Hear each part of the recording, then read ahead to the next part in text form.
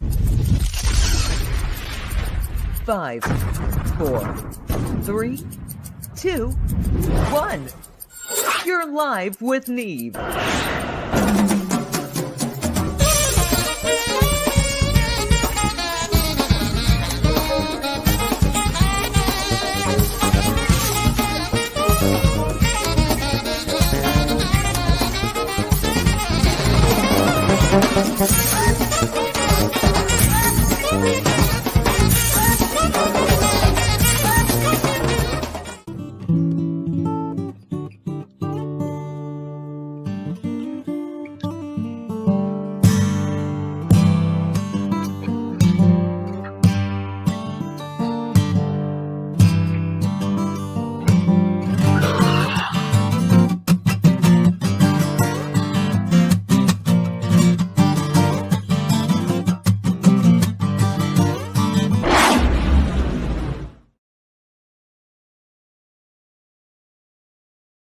Tonight, I'm here and you're there, wherever there is. Welcome to the Live with Neve show. Happy Thursday.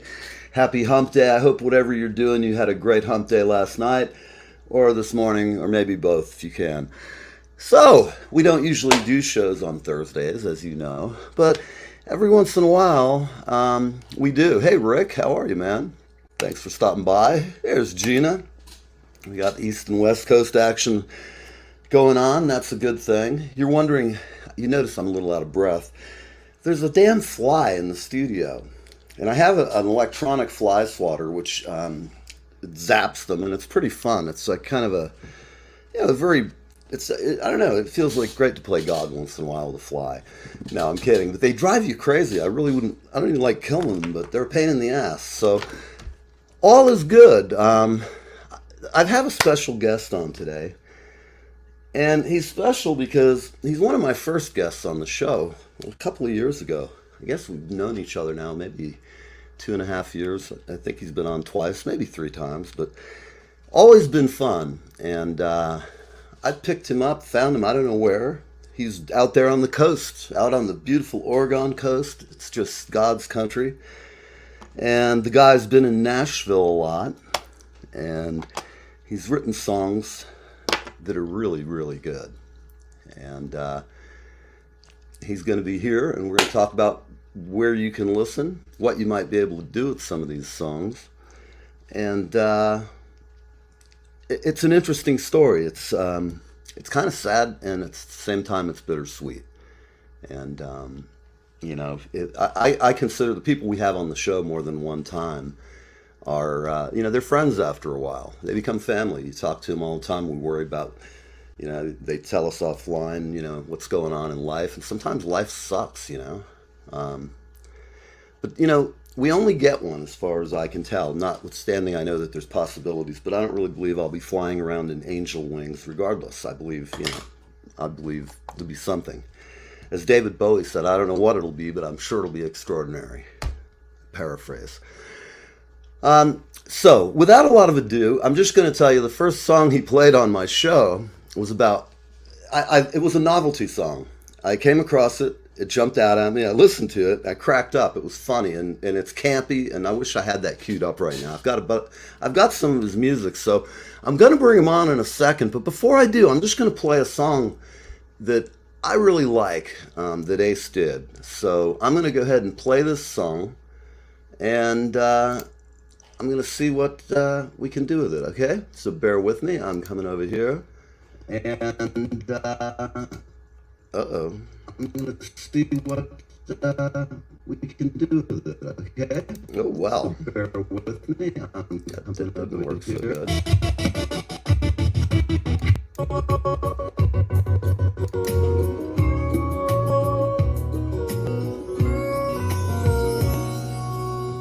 There were late nights, hangovers, big fights, sometimes barely alive. Hang on, temporary clusterfuck here. I was drinking when I started thinking I might not survive. I was no one's responsibility. It was all up to me to be all I could be. I was just a kid. I'm not proud of what I did. I had to almost lose it all for I. Damn it all, boy, I hate it. I'm going to just bring Ace on. Wow, what was that all about, people? I am so sorry. God almighty, the joy of living in the free world. That really is a bummer, because that is a beautiful song. And I must be having some kind of weird internet slowdown here in the Highlands today, because this is not acceptable. Hang on, we'll turn Ace on. Ace, I'm sorry, man. That's crazy. I don't know what to tell you about that. I had it all plotted and it worked before. I don't know. They were fine at the dance last night. All the tech people, they seem to have it all under control. Before I learned to live. Hey, man, you know what? You're here. You're looking good. You've got some music and guitars, and we got good shit to talk about. I'm glad you're here, man. Man, I'm really glad to be here too. I'm feeling great lately. It's just wonderful to be alive and you're feeling good. Absolutely, health is wealth, man, and I'm so glad you look great. And I've been listening to your stuff like for the past week, a lot of it, and you got a bunch of great stuff. So why don't you? I remember I know a lot about you. I know your hidden secrets, your darkest fears. I know all those things. Right. But we're not here to talk about them. We're here to talk about rock and roll, your songwriting, how you got into it. We're going to take it as if this is my first interview with you, and we're just going to let it free form. And are you still getting an echo out there, Gina? Are you getting an echo, Ace? No, it sounds great here. Let's see. My voice is echoing back at me, but it's not okay. Totally distracting. Let me do something here then to see if I can reduce the amount of kickback. Tell me, is that better? Yeah, it's gone. It's hello, almost hello, gone. Yeah, it's hello, real hello. back in the background. Now I can just. And just to be safe, I'm going to go ahead and put some headphones on. It's always, in life when things are going bad, you listen to that track and it just sucks, and you're like, I didn't hear that an hour ago, and it's their 100th take. Or you got a guitar player in there, it's his 100th take. It's never mine. I'm a drummer, man. 2 take, you got it. All right, let's see. I hope that's a little better for you. Do you hear any reverb now? No, it sounds great. How about you, Gina? Gina is the beautiful young lady from Los Angeles. All right. All right. Now, I'm going to try something again, because it's just, I have you pulled up here and queued up. Let's see. I like the, that's not what I'm trying to do. All right. There we go. Well, I'm sorry, people. I hate it when tech shit happens, but it does, and that's okay, because we'll go organic the way it was done in the old days when guys like me roamed the earth and we had strange drugs prepared for us, like 714 and real Osley acid. We were so old, man. We were cool before anyone. How does that sound on your end? Sounds good. Turn it up a little bit more, though. There were late nights. Is that even doable? Yeah, that's doable. Is it? Yeah, let me tell you what. I'm going to let you ask. I'm going to try it off the video. You tell me how it sounds to you. We're showing everybody how it works in the wild world of tech. Yeah. Stick around, people. The show's about to get good. All right. I'm going to break that out. I'm going to share settings. This song, Before I Learned to Live, I wrote this song because I had got clean and sober, and I realized that I just about drank myself to death. 15 years was just beer, but I was really abusing myself, and I came really close, I think, to drinking myself to death, and I was smoking pot. How long have you been sober? And wrote that song. How long have you been sober? It's been about 6 years. 6 years. Wow. Well, I'm not far behind you. I'm coming up on 4. Nice. I'm about 3.5 right now. All right. Feels great, doesn't it? It looks sure real makes different. A difference. It made all the difference in not only my personal relationships, but my songwriting, just every aspect of my life just came right up to the level that it should be. I finally matured, because you just can't mature when you're drinking like that. It's interesting for those of you who are out there and are not alcoholics or whatever. I was the king's own drunk. Let's say I was paid a salary to drink, and what was your drink of choice? Did you have a particular party favorite? Mine was always beer. Okay. I mean, I did drink, some mixed drinks occasionally, and I drank wine with my wife because she was a big wine drinker. Mm-hmm. But my everyday beer from the time I got up in the morning till the time it was beer. Yeah, I know a lot of my friends who do that all day, and I was one of them.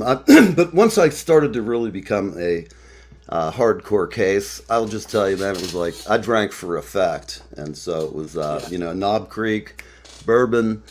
But that diet for a year or two where you have about a bottle of that crap a day. Wow. Or more. And I have friends come over. One of my buddies was like, "You're an animal. You're like threw up. You're gonna have another drink." It's a fucking horrible disease, and I don't even like the disease bit of it. It's just a fucking horrible malaise that hits some people, and it can be genetic. There's a lot of reasons, and who cares what the fucking reasons are? If you have a problem, hopefully somebody will point it out, and you won't go ignore it or any number of things. But what you said really resonates with me, because until I got sober, all the same things you mentioned, and I think it's everybody who really knows they have a problem. You can't quit unless you really want to do it. Nobody can do that shit for you. They can preach at you and they can tell you, and you can feel like shit because you've done something stupid another time, and your family gets fatigued with your bullshit, and your friends. And I've had a couple of good friends had to can me from a band, and I thank them for it. I was in a mess, and everything I do, I get up at 5 in the morning and I'm awake till 1 in the morning. I sleep about 4 or 5 hours. I eat good. I sleep good. I don't have any stomach disorders. I don't like how I'm gacked out all the time, heartburn. Right. It's just a horrible thing. And so I got my friend here, Jace, is a friend of mine here locally in the New Jersey area. And he's saying, any tips how you quit there, Ace? We've turned into a little alcohol talk, but this is a long-winded discussion for those of you. And if I like this show so much, I bought the company, and so we do things weird. There's no commercials, so anybody has a question, it's kind of free form. But Jace just had a question, so Ace, tell him give him a pep talk, man. A pep talk? Yeah, just give him some ideas on how to be sober. Slap him around a little bit. Oh my gosh, it's interesting when you first start drinking. It's a lot of fun. Until it gets it's progressive. It's always progressive. The longer you drink, the more dependent you get on it, and before you know it, you can't quit. And for me, it was just a matter of life and death, because I was going to drink myself to death. In fact, my older brother did drink himself to death. But for me, I went to therapy, and thank God it was covered by my insurance. So I said, "Hey, I got insurance. Go ahead and get therapy, because good therapy is good for anybody. I don't care who you are or what your problems are. It'll solve a lot." I agree totally with you. I did like 7 years of therapy, and I went through 5 therapists. And by the time I reached the 5th therapist, she was more into addiction therapy. And so she really got me on a program, and I finally made the commitment and just went home one day and said, I'm just about drank myself to death. And it just happened for me. So, I mean, I guarantee if you can get it under control, you'll be there's nothing that feels better than being in control of what you eat and drink, what you consume. And also how you, after I got sober, the first time I ever went into a bar, and this isn't a joke, I didn't bring the horse, the rabbi, or anybody. We walked in, and my friend of mine and he asked me, "Is it cool if we sit at the bar? I don't want you to get all snorted out." And I just looked at him and I said, "Look, I may have the problem with booze. All of these folks, maybe they do have problems, but a couple of them did." And we sat down, and I'm of the mind, for anybody out there, if you're going to quit drinking, don't be a pussy, man. You just got to do it. It sucks and it's hard, but you just got to do it. And so I sat down, and me and my friend are talking music and who's stooping who, and the whole panoply of things that go through guy talk, the hottest chick in the neighborhood, whatever. And I noticed this character to my right. And he was a character, a funny bastard, and quite the talk of the town, a real Toastmaster. The guy had the gift of gab, so to speak, and he came over and got a chair between me away and just started talking to us like a river floods. And I don't know, they were slow with our stuff, so we were sitting there, and for 20 minutes or so, we're trying to have a conversation, and the guy kept cutting in. And here's the honest thing, people. As that went on, I thought, that's me. When I'm drinking and I'm hanging out, I'm snapping off jokes, I'm talking shit, I'm running my mouth a mile a minute, and I'm not saying anything, and I'm annoying as fuck to people who are sitting around me. I'm already loud. Yeah. That guy's sitting there, and I liked him. He was a funny guy, and I could see how somebody might perceive me in my older days in a similar vein. And they'd think he's funny, but fucking knock it off, man, already. You know, that's one of the things. I mean, it's hard. And so, Jace, of course, Jace said he'd like to friend you. Of course, he'd friend you, man. Oh, yeah. Yeah, you know, and Jace, I tell you, man, if you want to get help, I can show you a few places and people to talk to. That's all I'm going to say. But if you do it, just do it. Don't be, just, you can't half-ass it. In your case, what I would tell you perhaps is do what I did. Just drink like a shitload of whiskey, go up to your loft, fuck around up there playing with your guitar, then drunkenly stagger and fall down from the loft down to the second floor. Then get your dumb ass up. I'm not ready for this. I can get it all the way. I'm going to do a back double gainer with a half twist, and I'm coming in fast. Dunk! I hit the floor down at the basement. Multiple injuries, a lot of blood on the floor. Nobody home. And I'm sitting there in vast disbelief when I finally came to. Somebody was slamming my head with the door trying to open it, but my head was right in the corner where the hinge is. So it was really hard to get the door open, and that might explain my brain damage that I still probably have from that episode. I think I lost about 150 IQ points just in that one jump.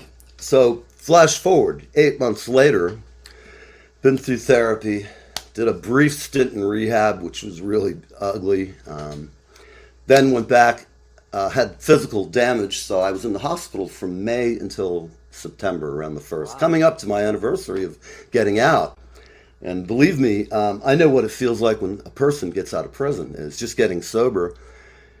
Jace, I'm going to tell you this as a brother. I'm sorry if you're hearing this conversation's a bummer. We're going to get to music, but this is important stuff. And I own the show, so occasionally it takes weird turns. Remember, though, we're never lost when you're with Neil, but the path may wander. An old Indian told me that once. So that's my story. I'm sticking to it. I'm an Indian. I'm a member of the Wapaho tribe. We're indigenous to Paterson and Passaic, New Jersey. And I have a grievance, but I'll get in line with everybody else. So back to you. I'm sorry. Let's give him some idea. He's sitting here. He's got rehab and free insurance. I know my advice is, hey, Rick, how you doing, buddy? My advice is, I'll drive you there, brother. That's it. Well, the best thing Jace can do is to get sober as soon as possible. Mm-hmm. It'll be the best decision he's ever made in his life. He'll reap all the positive benefits, and every part of his life will get better. All his relationships, the way he feels about himself, his the way people look at you, it takes a while, dude. Everything. This is the thing, man. Just get sober and get through that one fucking day, and then just keep doing it. And I whether you do AA or whether you talk to some friends, but do something. Don't just not do anything. And really, it's worth having. At any rate, it really is, one day at a time. The show ain't about you, brother. But you know what? It is. It's more important than our show when it comes to life and death, mate. And that's really, I feel that way. So don't feel like you've wasted anybody's time at all, man.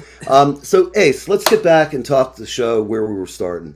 Okay. Everybody hasn't seen the show, but tell me how you got started. And I'm going to go off camera, but I'm going to leave my mic on. Okay. I'm going to ask you a series. We'll just have a chat, man. And right. Guys, we're going to play and doing all kinds of stuff. And let's take it away. So how did this all start, Ace? Well, I got started when my dad gave me my first little acoustic guitar when I was 11 years old. And, you know, I realized as soon as I picked it up, and so did my dad, that I had a talent for guitar. And it was kind of a natural thing. Mm-hmm. Immediately started writing songs. And it it was such an organic, natural process. It just happened. It's not like I had to force anything. And from then on, I just kept getting better and better. And by the time I was somewhere between 18 and 19 years old, I went down, tried to get, first I got a couple of jobs, and it was acoustic guitar and playing in a Black Angus steakhouse. And that was so exciting to get my first job, $50 a night. Back then, I was really doing what I loved to do. And then when that job came to an end, I couldn't find another job just playing acoustic guitar solo. And so I wanted to get into a group. Well, everybody needed bass player. So I got into bass guitar. And as soon as I did, I realized bass guitar was in demand, and it still is. Oh, absolutely. If you play bass guitar, everybody's going to want you to play, especially if you're really good. You have good work and ethic and you're decent on the bass guitar. Right. You get right But in. we always make jokes about them because isn't it true? So many of them are such quiet guys. They always sit in the back and they look at the drummer and the singer and they're like, what's wrong with them? What is wrong with these people? They're insane. And, you know, they're usually very level and steady. I've had a few who were pretty insane in my band over the years, but not many. Most of those guys, the guy I use right now is Matt D'Esposito. And hell, we bring him because he's half bouncer, you know. The guy's, he's a big strapping Italian guy, and he looks like a bass player and plays like a son of a bitch. In the pocket, though. Cool. I mean, since I met him, every time I need to do something or just want to do something, just hang and play some music. He's my guy. But when you had a bass then, were you in a band at that point? Were you putting... Yeah, I was in a couple of bands. You know, my experience was I had a group called Uncle Joe's Country Jam, and they were some older, you know, gentlemen, somewhere between around 40 years old, and here I was 20. And I got into their group and started playing playing bass and singing backup vocals and an occasional lead vocal song. And then I had another group called Diamondback, and they were a bunch of guys that were my age. Right. Well, we had a blast. So I had two different groups going, 4 hours worth of material with each one, and I had my solo act. So I was really very active in music, doing gigs all the time. Right. And then I went to join the Army, and I was going to be play bass guitar in the Army group. But they said, "Can you read?" And I said, "No, I can't read music because I've got this dyslexia thing, and I never learned to read. I play by ear." And he said, "Well, you got to know how to read music." So that was the end of that dream. Damn. But now, I never did get to serve my country, and I've always wanted to. And now my opportunity has come because I've got like 81 songs in my catalog right now. I've got hundreds of tunes, but 81 at least that are available on my catalog. I've got this Ace Arlo and the Overdub album right here. Which I just love. My newest one. Yes. Then I've got the first Ace Arlo album that came out in 2020. I've got the Ruby Red Pickup Truck album when I was Mark Madden, before I went to Ace Arlo for online marketing purposes. And then we have to go back into the 90s with my 10 Minutes from Heaven album. I have that queued up here. It's funny. I heard that album because I listened to it last night, and that is some great traditional country, man. You got some great songs. In fact, I want to play the one. Which album is that? Are you talking about? Mark Madden, 10 Minutes from Heaven. Oh, 10 Minutes from Heaven. Yeah, back to 1997. Yeah, boy, that's when I was having some time. Boy, I was kicking some doors in. Let me tell you, life was pretty insane at that. Well, listen to the fantastic news. Let me take a minute to give a shout out to my friend Felton Pilot, who's in this R&B group in California called Confunction. Whoever's heard of that? Confunction, all right. You've heard of? He went on to produce MC Hammer's song "Can't Touch This," and he's done many other pretty well-known artists. He's a great producer and a great friend. Excellent. And he just came by. He had a concert in Portland, Oregon, and came by to visit me, and just wanted to give a shout out to him. Very nice. And I'm setting up with an attorney. I'm setting up an opportunity for me to help the disabled veterans. It's something I've always wanted to serve my country, never got a chance. So now my opportunity is anybody who records my songs. I've got 81 songs to choose from. Anybody who records it will issue a licensing agreement so they can record it. Right. And then we enter into also at the same time we enter into a profit sharing agreement where they'll be granted 100% of the publishing for that tune. So they get the publishing, and 100% of the writer's share will go to the disabled veterans. So I'm not keeping any money. I've always wanted to serve my country. This is my way to give back, and hopefully we can make this happen. And each person that records another song, even if it's the same song, each recording enters into a new licensing agreement and a new profit sharing. So each recording, each new artist will then be granted 100% of publishing for that recording only. People, if you're a musician, I don't think you understand how generous this is, and it gives Ace a legacy, and it's a good one. You know, I don't want to get too political, but the way, I don't care if you're a Republican or Democrat either. I like people in all parties, so don't start getting fucking frisky, okay? Right. Either side. I don't want to get into it with you, okay? Right. So keep your opinions till you go home, and you go out on the internet and shout your opinion to the world. Go forth and, I don't know, cogitate. At any rate, Ace's songs, the reason it's valuable, and it's because they don't suck. And I say that, I mean what I'm saying. I don't bullshit around. Anybody who knows me knows. If I didn't like somebody, they know it like really quick. I don't believe in being one of those people you can't tell, does he like me, does he not like me? I mean, I'm a real prick. Oh, I want to play one of your cuts and see if it comes through real quick. Oh, I want good people. When I wake, can you hear it okay? Oh yeah. I keep thinking good tunes coming soon. I can't wait to make a music connection that leaves me feeling high as a weather balloon. So I take a deep breath. It's a great song. Drag it home across my head as my day begins. Yeah, you know, I've listened to all of these. Now, did you do all these at home? Is they all overdubs? Did you do everything? Well, now, the older ones, all the Ace Arlo stuff is done here in my studio. I do all the foundational work, and then I send it to Nashville. Right. And a friend of mine named Jason Roller out of Nashville, he's very well known. He's got a Grammy on a bluegrass album, and he played for Joe Diffie for 8 years, and for Winona for about 3 years. He now plays for the group Alabama. All right. I mean, there's a guy here on the show with us right now whose brother manages him. He's also in the house band at the Grand Ole Opry. Well, God, he that's doesn't. What kind of that's what level he's at, and he's one of the best studio musicians that you could possibly find.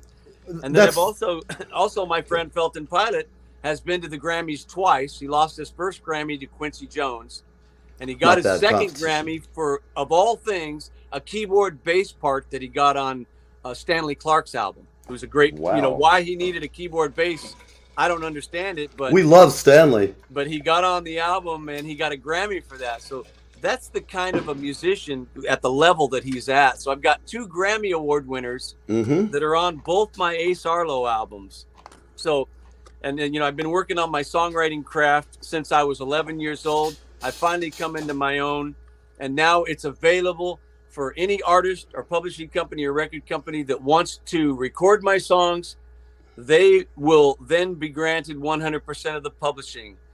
It'll still go through my publishing company, Whiskey Run Records, Whiskey Run Publishing, but the checks will be sent to them, 100% of publishing, while the 100% of writer's share will go to the disabled veterans.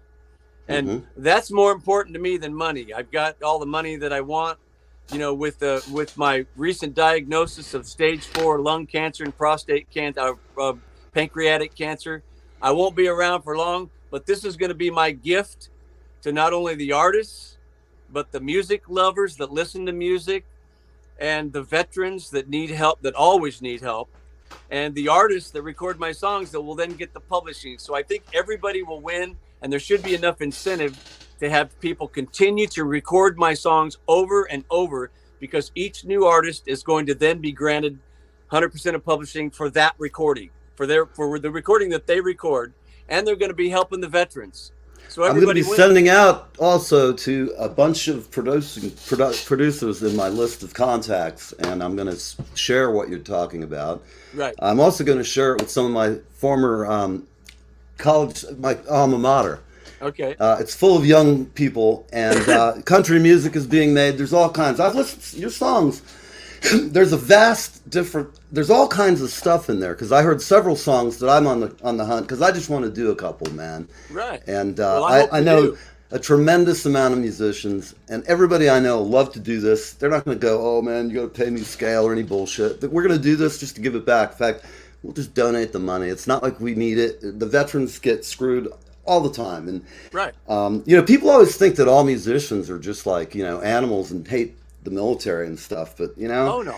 whoever's out there thinking I that love we're going to the do military. better by getting rid of the military or lowering standards all the time are out of their mind. I mean, it's a unique experience and it has to remain one, in my opinion. And Well, you see what's happening around the world. If you don't have a strong military, someone will come in, kick your ass, and take your property. they'll take whatever they want. Look at old Putin. That's He's it. sitting there for 10 years. He's been spanking his monkey thinking about attacking the world and taking back, Russia, Poland. He wants to expand into his old Soviet Union. I'm sorry, I didn't mean to get confused for anybody out there who actually knows what they're talking about.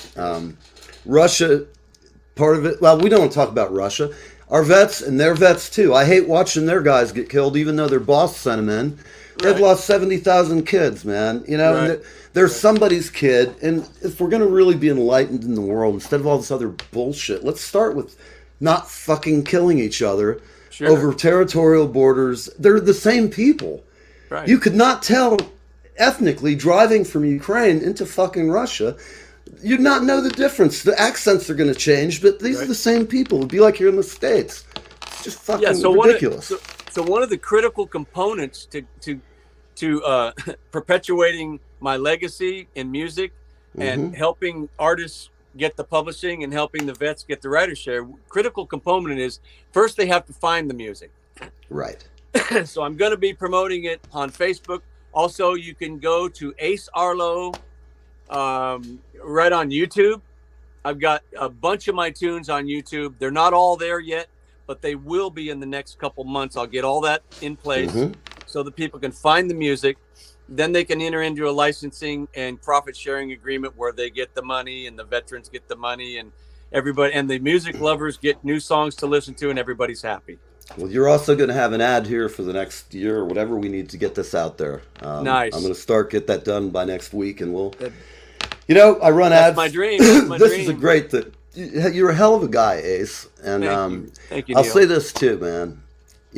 If you've had some time to adjust since this hit your life, but I'm just going to say this from the outside looking in as a friend, man. You're handling it. I hope to handle my own demise as smartly and as bravely as you have, and I mean that from my heart, man.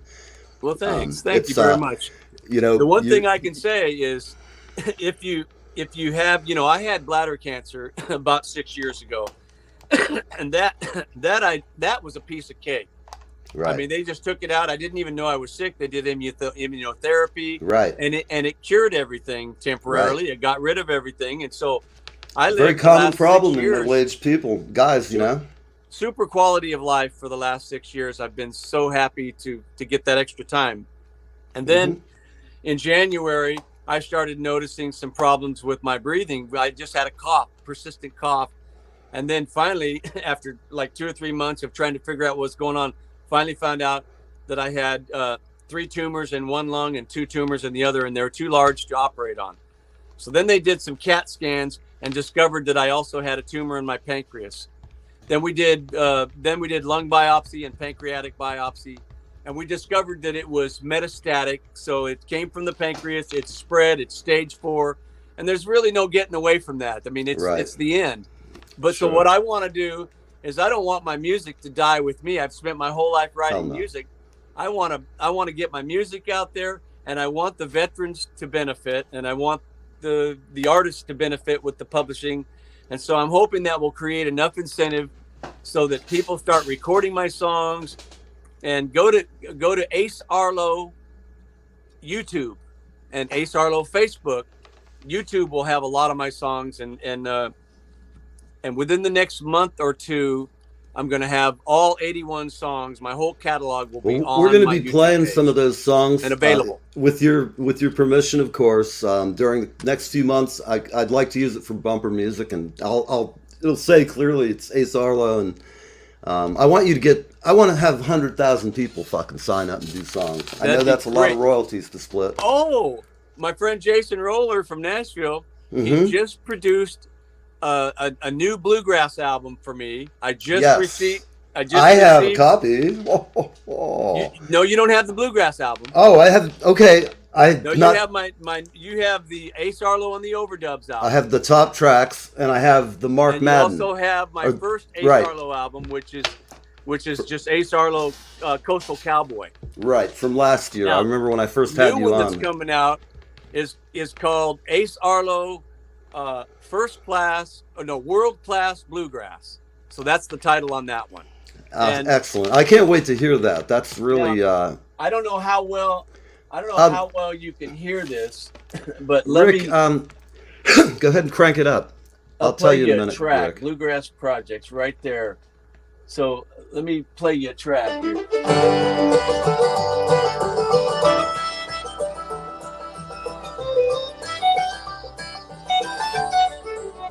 It's nice.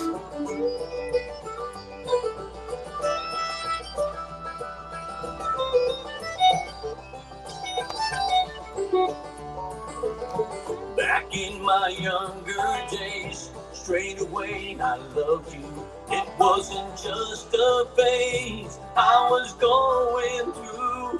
You're a piece of my heart I never wanna break apart. Well, I know what I wanna do. I wanna stay with you, pray with you. I wanna lay with you. Oh, this is one and done. You're the only one. I'll be on my way to heaven when I leave you. I wanna stay with you. I can't wait. I can't wait to get this record. So that is. Give you an idea. What an opening! What an intro, man. Well, I get my morning joe at the coffee shop. People ask me for my autograph every time I stop. They don't know me. Get that fly. Town. Yes, I'm the local yokel, guitar vocal, biggest unknown celebrity around. I love it. It's a great track. How can you not tap your feet to that sucker, man? For all of you folks out there who don't know bluegrass, this is good. Hi, Toby. How are you, babe? We have Ace Arlo on.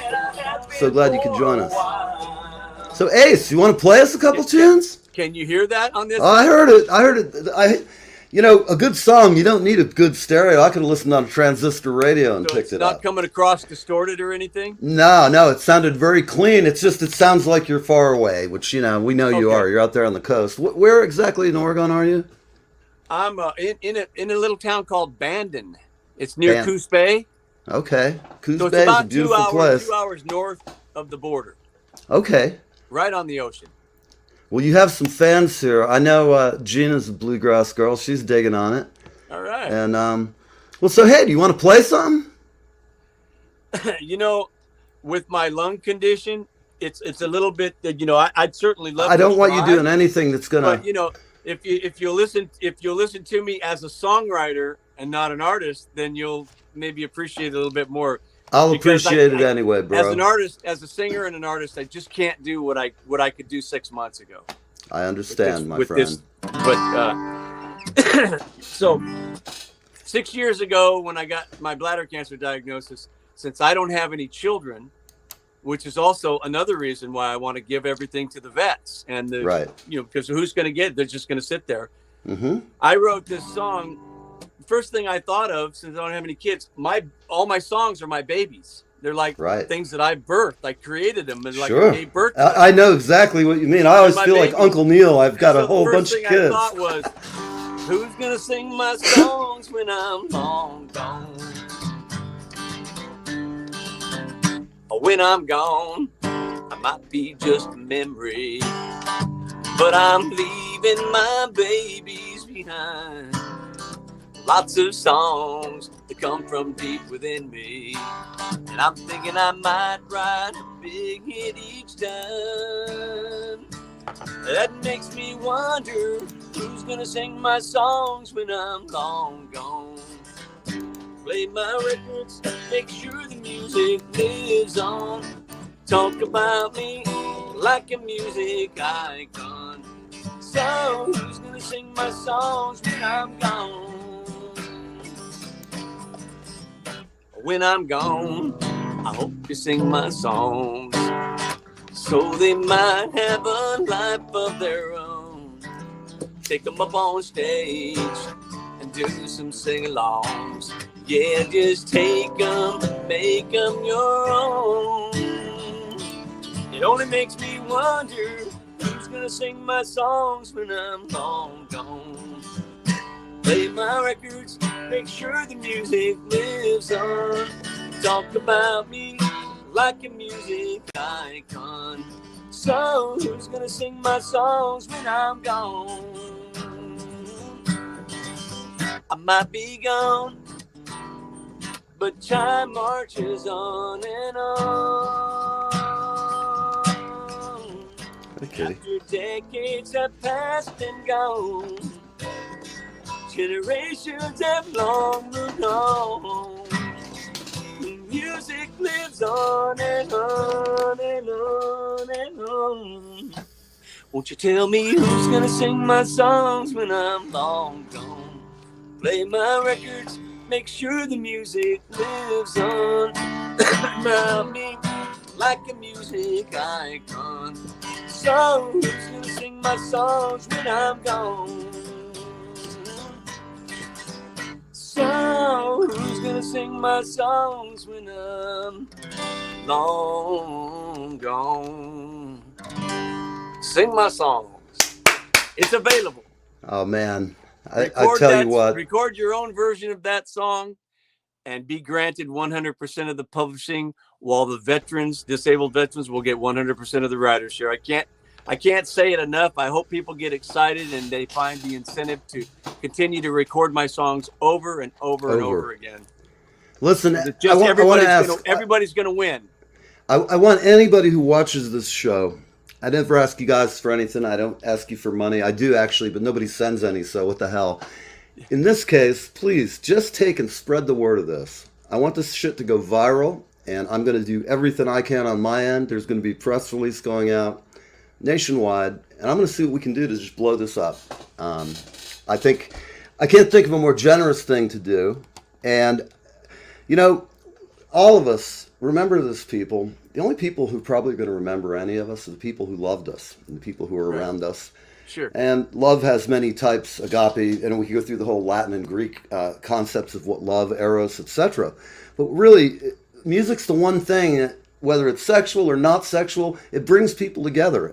It can make you feel, you can fly back in time to, like you can smell a smell and get a song in your head and remind you of fall in 1965, or whatever. In my case, I don't remember much from 1965 other than throwing a bocce ball up and hitting my head with it.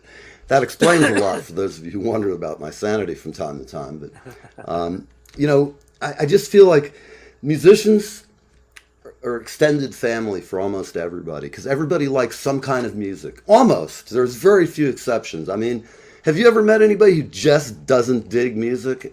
I mean, I've met my asshole stepfather I used to have. He's long gone, but he used to hate any kind of music. Didn't matter what. Just, guy had no soul. That's strange. It was. And he was lucky to have a 14, 13-year-old kid playing drums, playing Smoke on the Water 300 or 400 times. Woo! Yeah, I love that song. An interesting aspect of my career, when I was 18 years old, my life is an open book. I'm writing an autobiography now, and hopefully I'll get that finished before I pass.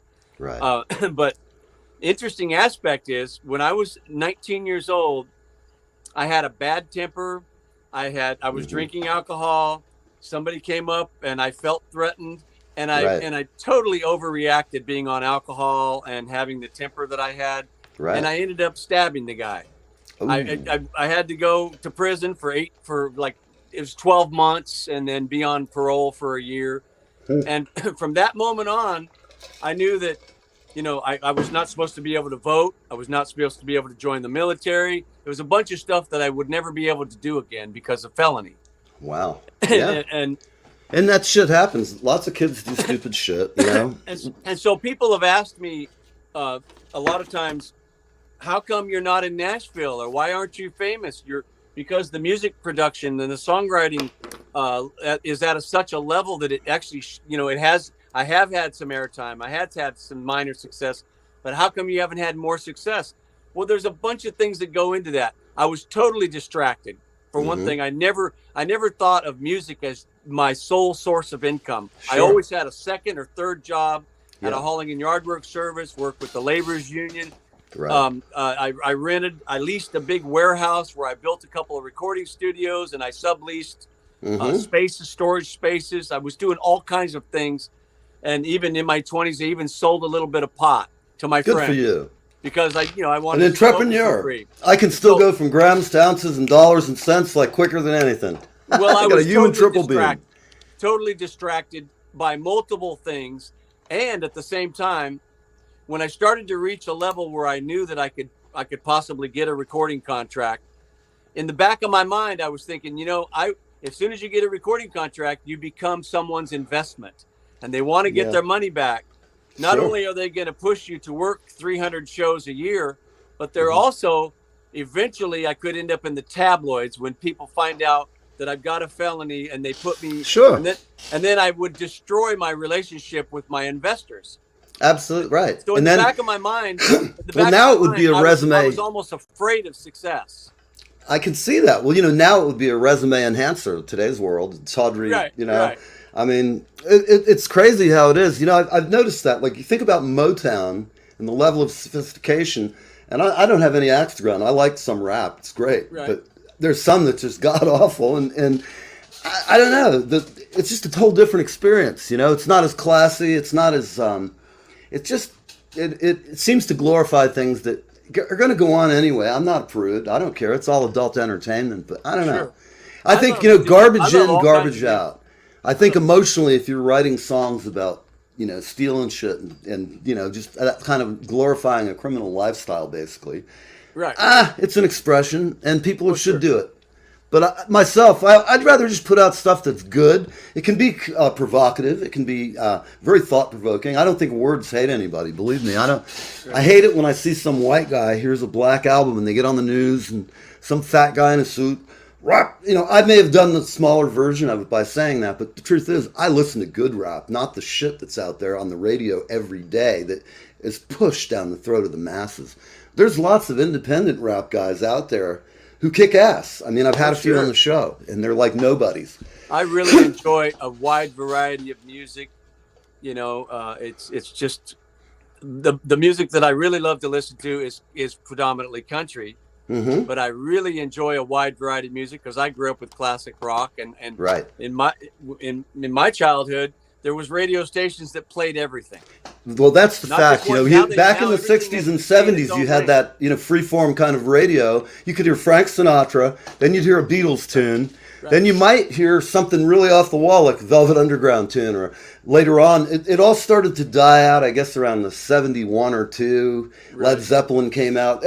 It's amazing how the changes the record industry. How old are you now? If you don't mind me asking? 64 now. You're 64. When I'm 64, boom.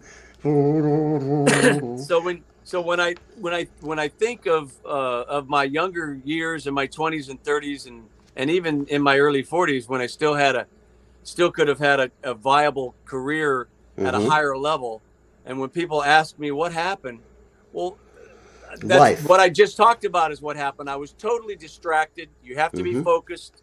You have to have good work ethics. You got to keep your feet on the ground. You got to have management. You got to have a team behind you. Right. And I never wanted to let my team down by getting something started. And then the tabloids find out that I had this trouble when I was 19 years old. and it destroys my career. And then everybody's talking about the trouble that I've been in. I That wish was I one knew you time. when I you were never got younger, in trouble man. ever since If I'd have been in your band, I would have said, pull the teeth, man. Just like your lawyer would. I said, we're going to fucking write a song about it and tell them all about how you got locked up for it. Because it's the Right. only way to face that shit. Right. If anybody out there has a sex tape of me, go ahead, put it out. Fucking bring it on. I'll make you one home if you really want Yeah. one. Assholes. So You know, some chicks there's- kind of dig that thing, but you know, if all of a sudden it pops up on TV, what are you going to do? I say embrace the suck, man. Just laugh. Maybe even literally, you never know. Yeah. But for all of you young whippersnappers out there, with regard to the camera thing, please be sensible. Don't take pictures of yourself and give them to douchebags. Oh, God, I see somebody that these young kids, and I'm like, man. You can, Stuff on the and internet you know, lasts us forever, old doesn't it? people, I'm old enough now that I don't really give a crap. Anything I've done, everybody knows about it. I've paid my debt to society. I haven't even done anything bad, you know, like real bad. I had a pot bust once for like a gram or half a gram. And to me, that's like a problem in that I don't have a half an ounce, you know. I was going to say half a pound, but I never have a half a pound because I can't afford it. when I was a kid, I got busted by a cop. I was hitchhiking, and this highway patrol pulled over, and I had some seeds in my pocket back when it was a felony. Oh, man. And I was just a kid. I was 15. Right. And they never charged me with anything, but They gave you a stern talking to. What was I afraid? Just the facts. Just the facts. What's your name? What's this Ace Arlo shit? Get out of the car. You smell like weed. You're beady-eyed, too. I don't like your looks. I don't like your face. Go stand by my car. Turn around. I don't want to look at you. Hey, Neil, can I play one more? I just want to play a verse. Absolutely. And a chorus. I don't want to. No, play the whole song. thing, man. This one song called Wild Women and Whiskey. When I was 15 years old, my parents were trying to figure out how to get me some proper schooling because I was not making it in school with the hyperactivity and being on Ritalin for 7 years and attention deficit disorder and dyslexia, couldn't read. So they sent me to this. That never place called happens. New Trails. It was a co-educational camp. And lo and behold, I lost my virginity at that place. I was 15. Right on. And I wrote a song about it. And it goes, and this was the bluegrass version. It's a love-making song like Barry White. Yeah. Gonna sing some Barry.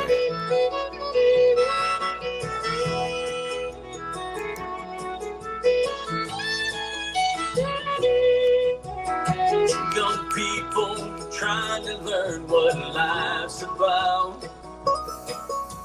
We ended up in a summer camp for school.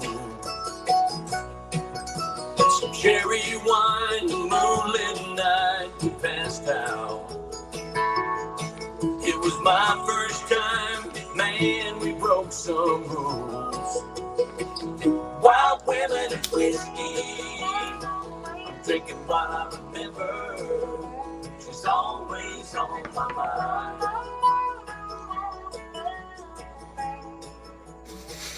Wild women and whiskey, I'm drinking what I remember. She's always on my mind.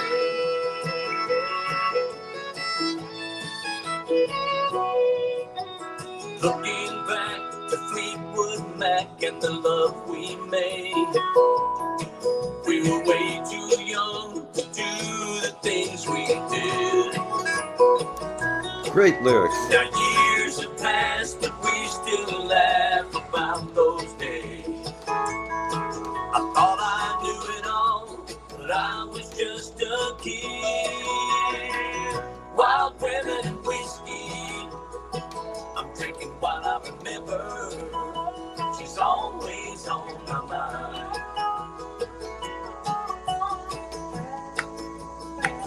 Wild women and whiskey, I'm drinking what I remember.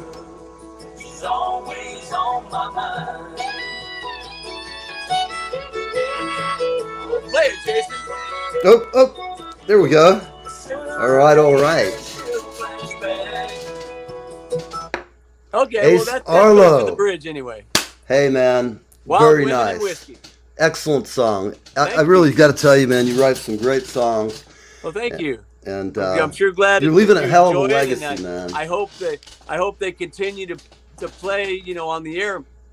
Oh, one other important thing. Now, in addition to having other people enter into a licensing agreement and profit sharing agreement so they can get the publishing and the veterans can get the writer's share. Right. If somebody wants to purchase, my recordings, 100% writer's share and publisher's share, it all goes to the vets.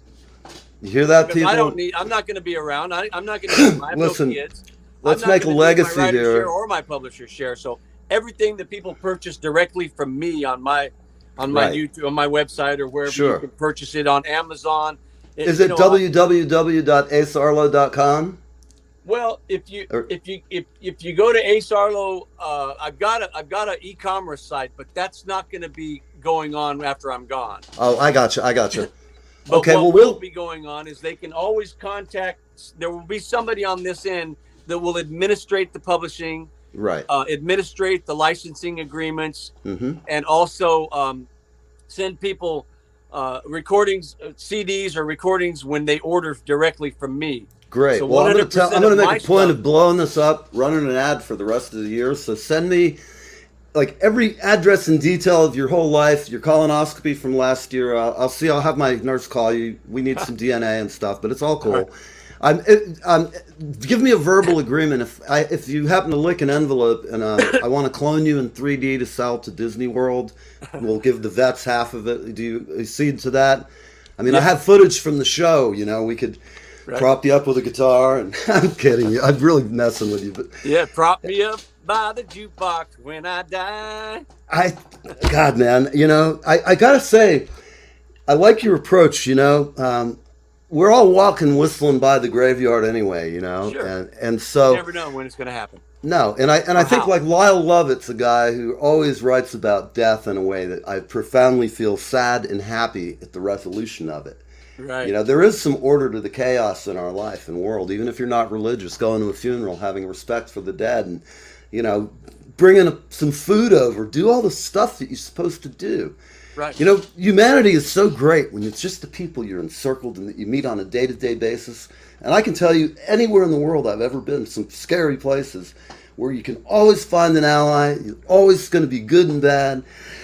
And I don't know, it's just like all the music people. I know a guy who tours around the world. Never been attacked, never been robbed, nothing, man. All he does is him and his girlfriend.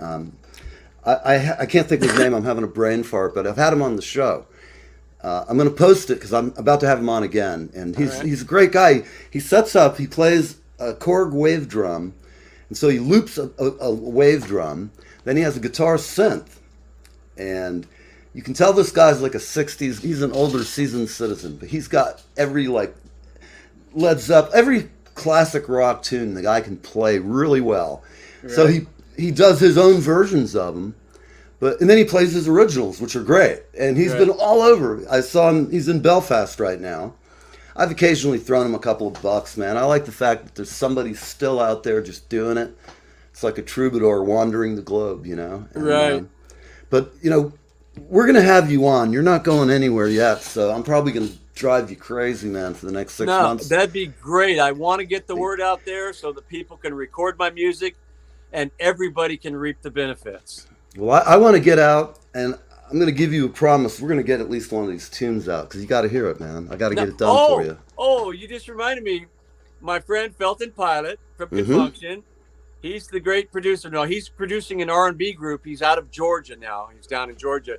And he just presented my song Say When, which is on my Ruby Red Pickup Truck album. Right. He presented that song to the group, and they're so excited about recording it. So now Say When is going to get recorded, and it's going to be an R&B version. I can't wait to hear this. I think it's a vocal group like Boys to Men or something like that. So I just can't wait. Can you make an introduction for me to your producer? Just let him know that I'd like to call him and just say hello. Maybe. Sure. You never know. Absolutely. Where I'm kind of in one of those weird stages of life again. I'm restless. Yeah, he's got a lot going because of course. Because what Felton has going on right now at the moment, Bruno Mars. Oh God damn, he's killer. And Silk Sonic just sang one of their songs, their old song. It's 40 years old. It's a song called Love's Train. It was a big hit in the 70s for Confunction. Right. And Bruno Mars and Silk Sonic just sang it at the BMI Music Awards on television, and I saw a video. I think I just saw the clip actually the other day. That was the drummer singing? No, Bruno Okay, Mars. I just saw a clip of something with Bruno, and it was amazing. He had his whole horn section. They kicked ass. So now, because of that, because Bruno Mars is singing one of Confunction's songs, Right. now Felton Pilot and Michael Cooper, the two founding members of Confunction, they're back out on tour. They've always done about 50 shows a year, Right. Regardless. But now that this happened, they're in the money again, and they're out there being super busy, and they're in demand again, and people are calling. The phone's ringing again. For them. Excellent. And so All right, that's my what buddy. he's out busy doing. And that's one of the things that he had going on up in Portland, Oregon with a concert up there, which allowed him to come a day early, rent a car, and come down to Bandon, Oregon to visit Right. me on one of what will probably be our last visits together. So I was Well, really honored and so thrilled that he came to see me. I bet. Man, it's really it was just a great time. You We know, went the out- world, we those went out to moments in Lord friendships are it's all we got. Yeah, You can buy a lot of shit. You can have it all. We're all going to die. We're going to have nothing. And Right. I have my friend who passed away, JR, used to be the producer on the show. And when he passed, his family gave me his studio and all the gear. Nice. And as I unfolded it, we both went to Full Sail together decades ago. And we were really tight. We worked in facilities together. I've gotten him a job. He's gotten me a job. Right. And when you realize that all that stuff, without the crux of JR, when I was unhooking it, him and I were both trained by the same people. So I was thinking signal flow. And then when I was hooking it back up, I couldn't find the damn light pipe cable and stuff. And I was just like, God damn, I wish I had JR here right now, just because I know, Right. I don't know where this goes. It's like out of the whole thing I took apart, I couldn't figure out where to go out of the Pro Tools light pipe, where to put it in, to all the other gear. Right. But, you know, you're doing a good job of leaving a legacy, my brother. So everybody watching, My dream. hey man, a big hug, long distance, mate. Hey, love you, brother. I love you too, man, and I'll be talking to you in the next day or two because good things are percolating here. Let's, I'll keep you just abreast. But if something really cool comes up, I'll ring you, and you know. Sounds great. Let's I'm make hustling for you, something man. happen. And help me help the veterans. I- help me help you. Help me help the music listeners. Everybody wins. I'm gonna try to get something going in a couple of veterans organizations. So I've been working it. Slow process sometimes, but I'm persistent, you know, and I believe if you're persistent and polite, then eventually good shit happens. Yes, it does. So, all right, people, we're out of here. We had Ace on, and he is the man. I'm going to roll us out of here as soon as I get some songs up. I love you, everybody. I will see you tomorrow morning.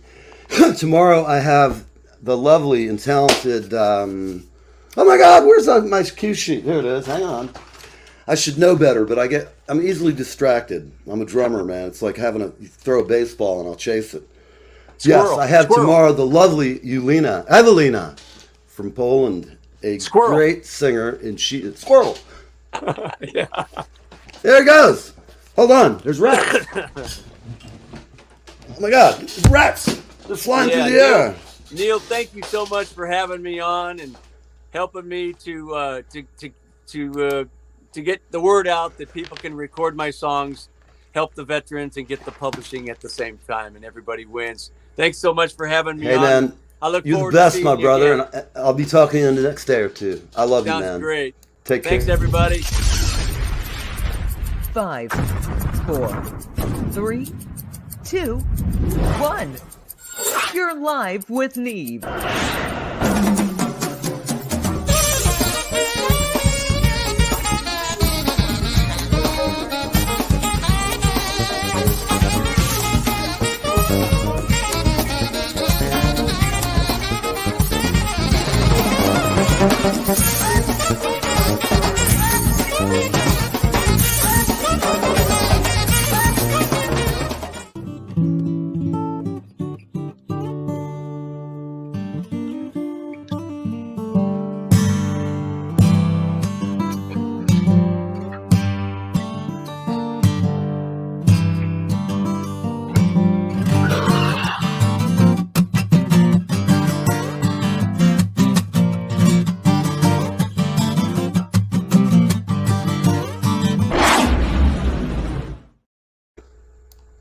Bye. Bye-bye. Yes, we're going together.